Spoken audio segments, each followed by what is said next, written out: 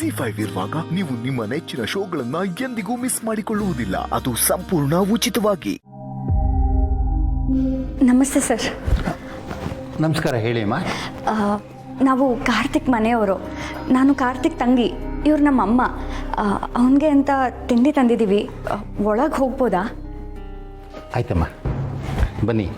ಆದರೆ ಬೇಗ ಮಾತಾಡ್ಕೊಂಡು ಹೋಗ್ಬಿಡ್ಬೇಕು. ಬನ್ನಿ.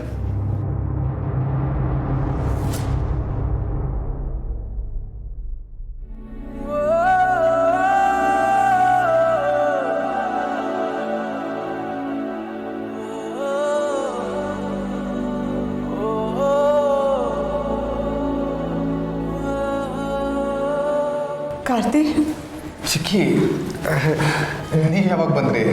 ಈಗ ತಾನೆ. ಪುಟ್ಟಿ, ತುಂಬ ನೋವಾಗ್ತಿದೆಯಾ?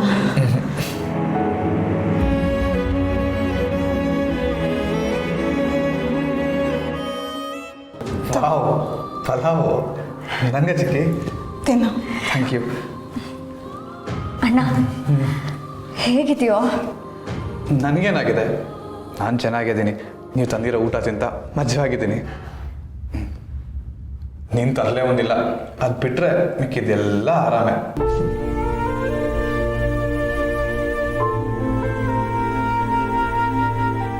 ಕಾರ್ತಿ, ತಮಾಷೆ ಮಾಡಬೇಡ್ವೋ, ನಿಜ ಹೇಳು. ಕೈ ಮೇಲೆ ಅಷ್ಟೊಂದು ಏಟು ಬಿದ್ದಿದೆ, ಮುಖದ ಮೇಲೆ ನೋಡಿದ್ರೆ ಗಾಯ ಆಗಿದೆ. ಆದ್ರೂ ನೀನು ಚೆನ್ನಾಗೇ ಇದ್ದೀನಿ ಅಂತ ಹೇಳ್ತಾ ಇದೆಯಲ್ಲ, ನಮಗೆ ಬೇಜಾರಾಗಬಾರ್ದು ಅಂತ ತಾನೇ?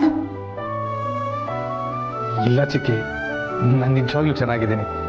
ಇದೆಲ್ಲ ಒಂಥರ ಹೊಸ ಎಕ್ಸ್ಪೀರಿಯನ್ಸ್ ಅಷ್ಟೆ.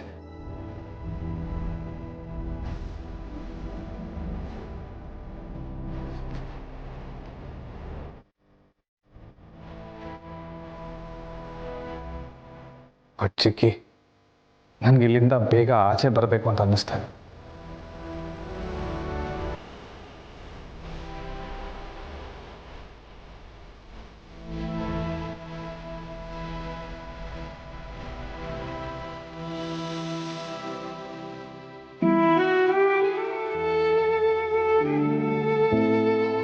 ಚಿಕ್ಕಿ, ನಿನ್ನ ಕೈಯಾರೆ ಮಾಡಿದ ಪಲಾವ್ ತುಂಬ ಚೆನ್ನಾಗಿದೆ.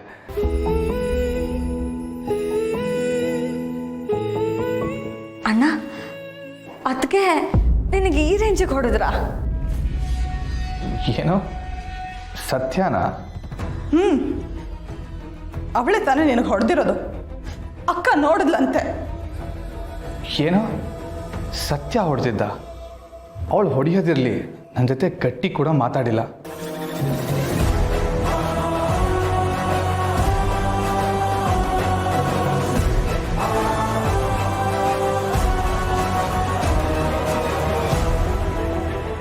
ಇದನ್ನೆಲ್ಲ ಮಾಡಿದ್ದು ಆ ACP.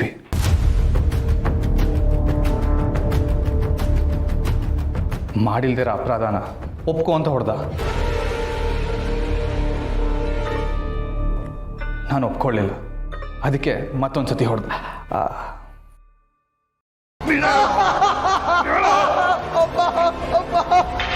ಅದು ಹೇಗ್ರಿ ನೀವು ಅವ್ರನ್ನ ಹೊಡೆದ್ರಿ? ನಾನು ಹೇಗೆ ಕೆಲಸ ಮಾಡಬೇಕು ಅಂತ ನೀವು ನನಗೆ ಹೇಳ್ಕೊಡಕ್ ಬರಬೇಡಿ. ಹಾಗೆ ನೋಡಿದ್ರೆ ಇದು ನಿಮ್ಮ ಕೆಲಸ. ಪ್ಲೀಸ್ ಸರ್, ಇದೊಂದು ಕೆಲಸ ನನ್ನ ಕೈಲಿ ಮಾಡಿಸ್ಬಿಡಿ. ಈಗೇನು ಹೊಡಿತೀರೋ ಬಿಟ್ಟು ಹೋಗ್ತಿರೋ?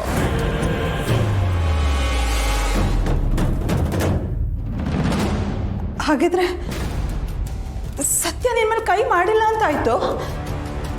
ಖಂಡಿತವಾಗ್ಲೂ ಇಲ್ಲ ಚಿಕ್ಕಿ. ಸತ್ಯನ್ಗೆ ಆ ACP ನನಗೆ ಹೊಡಿ ಅಂತ ಪ್ರೆಷರ್ ಆಗ್ತಿದ್ದ.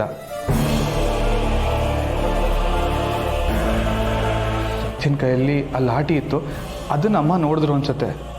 ಅದಕ್ಕೆ ಸತ್ಯನ ನನಗೆ ಹೊಡ್ತಿರೋದು ಅನ್ಕೊಂಡಿದ್ದಾರೆ. ಅಯ್ಯೋ ದೇವ್ರೆ, ಎಂತ ಕೆಲಸ ಆಗೋಯ್ತು. ನಮ್ಮಕ್ಕ ತಪ್ಪು ಮಾಡಿಬಿಟ್ಲು. ಏನಾಯ್ತು ಚಿಕ್ಕಿ?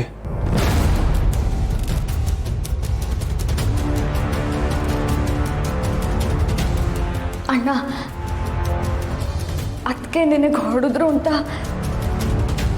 ತಪ್ಪಾಗಿ ದೊಡ್ಡಮ್ಮ ದೊಡ್ಡಮ್ಮ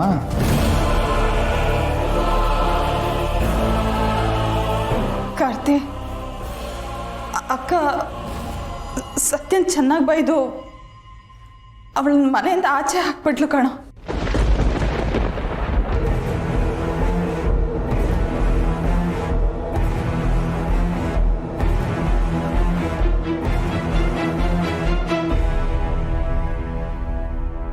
ಅತ್ತೆ ನಾನು ಹೇಳೋದನ್ನ ಕೇಳಿ. ಅದು ಅಲ್ಲೇನಾಯ್ತು? ನೋವಾಯ್ತಾ? ಆದರೆ ನನ್ನ ಮಗನಿಗೆ ಲಾಠಿಯಿಂದ ಹೊಡೆದಿದೆಯಲ್ಲ, ನನಗೆ ಹೇಗಾಗಿರ್ಬೇಡ. ಗಂಡ ಅನ್ನೋದನ್ನು ನೋಡದೆ ಹೊಡೆದಿದೆಯಲ್ಲ, ಇನ್ನು ಅವನಿಗೆ ಹೇಗಾಗಿರ್ಬೇಡ. ನೀನಲ್ಲಿ ಇಷ್ಟೊಂದು ಕ್ರೂರತ್ವ ಇದೆ ಅಂತ ನನಗೆ ಗೊತ್ತಾಗಿದ್ರೆ ಅಕ್ಕನಿಗಿಂತ ಮುಂಚೆನೆ ನಾನು ನಿನ್ನನ್ನ ಈ ಮನೆಯಿಂದ ಆಚೆ ಕಳಿಸ್ತಿದ್ದೆ. ಇಷ್ಟೆಲ್ಲ ಆದ್ಮೇಲೆ ನಿನಗೆ ಈ ಮನೆಯಲ್ಲಿ ಜಾಗ ಇಲ್ಲ.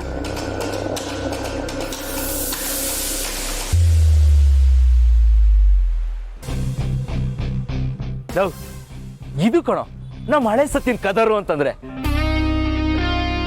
ಸತ್ಯ, ನಿನ್ನ ಈ ಗೆಟಪ್ ನೋಡಿ ಎಷ್ಟು ವರ್ಷಗಳಾಯ್ತು. ಮೇಡಮ್, ನೀವು ಯಾವ ಬಟ್ಟೆ ಹಾಕಿದ್ರು ಆ ಬಟ್ಟೆಗೆ ಒಂದು ತೂಕ ಬರುತ್ತೆ ಮ್ಯಾಮ್. ಆಯ್ತಾಯ್ತು, ಈಗ ಮಾತಾಡ್ಕೊಂಡು ಕೂರೋದಕ್ಕೆ ಟೈಮ್ ಇಲ್ಲ, ಹೊರಡೋಣವಾ? ಸರಿ ಮ್ಯಾಮ್. ನೀವೇನು ಹೀಗೆ ಮಾತಾಡ್ಕೊಂಡು ನಿಲ್ತೀರಾ ಅಥವಾ ಕೆಲಸ ಮಾಡೋಣವಾ?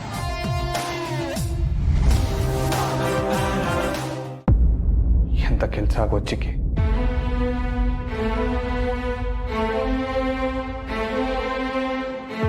ಅವಳನ್ನ ಏನು ಎತ್ತ ಅಂತ ವಿಚಾರಿಸ್ದೆ ಮನೆಯಿಂದ ಹೊರಗಡೆ ಹಾಕೋದು ಎಷ್ಟು ನ್ಯಾಯ ಚಿಕ್ಕಿ? ನಮಗೂ ಆಗ ಗೊತ್ತಾಗ್ಲಿಲ್ಲ ಕಣೋ.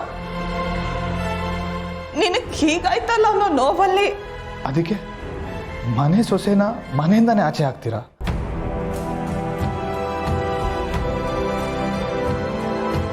ಪಾಪ ಸತ್ಯ, ಅವಳಿಗಿಲ್ಲಿ ಆಗ್ತಾ ಇರೋ ಅವಮಾನ ಹಿಂಸೆ ಎಲ್ಲ ತಡ್ಕೊಂಡು ನನಗೋಸ್ಕರ ಈ ಕೇಸ್ ನಡೆಸ್ತಾ ಇದ್ದಾಳೆ.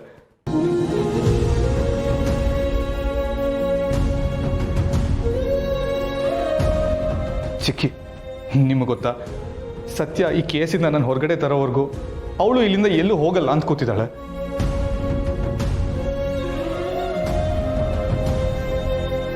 ನೀವು ನೋಡಿದ್ರೆ ಅವಳನ್ನೇ ಮನೆಯಿಂದ ಹೊರಗಡೆ ಹಾಕಿದ್ದೀನಿ ಅಂತ ಹೇಳ್ತಾ ಇದ್ದೀರಲ್ಲ, ಇದು ನ್ಯಾಯನಾ ಚಿಕ್ಕಿ? ಅಣ್ಣ, ನಿಜವಾಗ್ಲೂ ಕಣೋ, ದೊಡ್ಡಮ್ಮಂಗೆ ಈ ವಿಷಯ ಗೊತ್ತೇ ಇರಲಿಲ್ಲ. ಪುಟ್ಟಿ, ಇವಾಗ ಗೊತ್ತಾಯ್ತು ತಾನೇ?